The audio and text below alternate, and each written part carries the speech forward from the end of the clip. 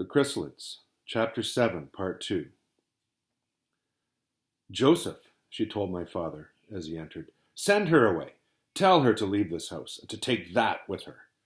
But, said my father in a bewildered tone, "but it's Harriet, my dear." And then my mother explained the situation fully. There was no sound from Aunt Harriet. And at the end, my father demanded, "Is this true? Is this why you've come here?"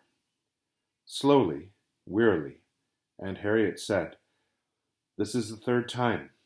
They'll take my baby away again, like they took the others. And I can't stand that. Not again. And Henry will turn me out, I think. He'll find himself another wife who can give him the proper children. There's nothing in the world for me now. Nothing. I came here hoping against hope for sympathy and help. Emily is the only person who can help me. I see now how foolish I was to hope at all." And nobody said anything to that. "Very well, I understand. I'll go now," she said in a dead voice. But my father was not a man to leave this matter in doubt.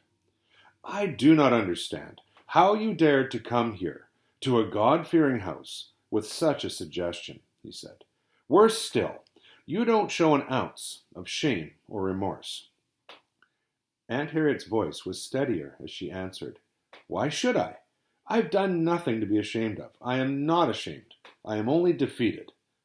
"Not ashamed," repeated my father. "Not ashamed of producing a mockery of your Maker.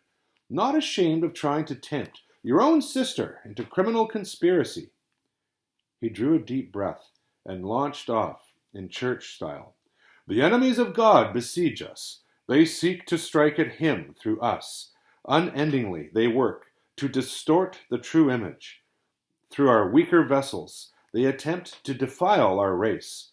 You have sinned, woman. Search your heart, and you will know that you have sinned. Your sin has weakened our defenses, and the enemy has struck at us through you. You wear that cross on your dress to protect you, but you do not wear it on your heart. You have not kept constant vigilance for impurity. So there has been a deviation, and deviation, any deviation from the true image, is blasphemy. You have produced a blasphemy.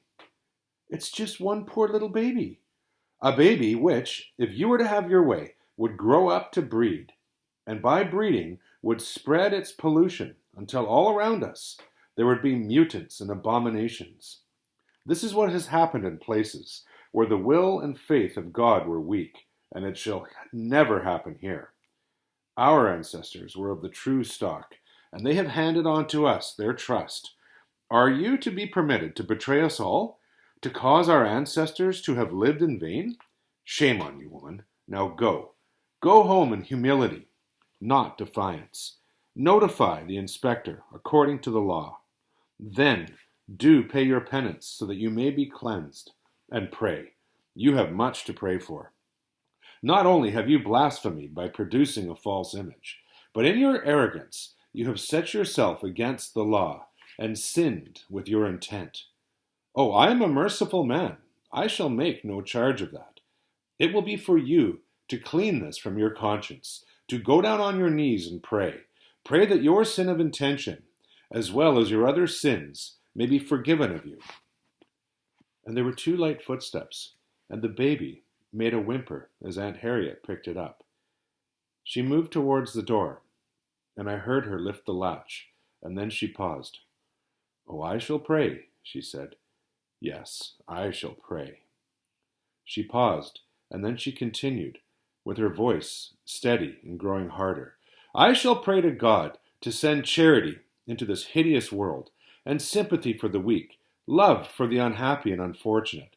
I shall ask Him if it is indeed His will that a child should suffer and that its soul be damned for the tiny blemish of its body. And I shall pray to Him too, that the hearts of the self-righteous may be broken."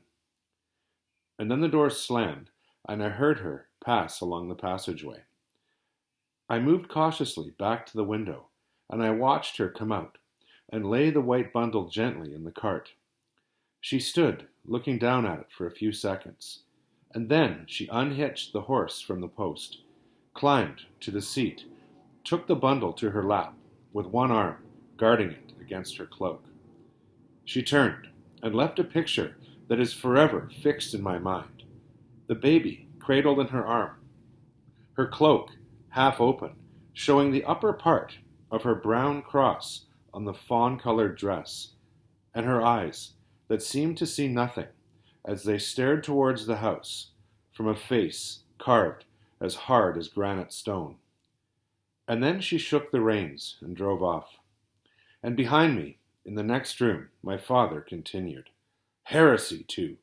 The attempt at substitution could be overlooked. Women will get strange ideas at times. I was prepared to overlook it, provided the child is notified. But heresy is a different matter. She is a dangerous as well as a shameless woman. I should never have believed such wickedness in a sister of yours. And for her to think that you might help her when she knows that you yourself have had to make your own penances twice before. To speak heresy in my house, too, this cannot be allowed to pass. Perhaps she did not realize what she was saying, my mother's voice added, uncertainly. Then it is time she did. It is our duty to see that she does. My mother started to answer, but her voice cracked. She began to cry. I had never heard my mother cry before.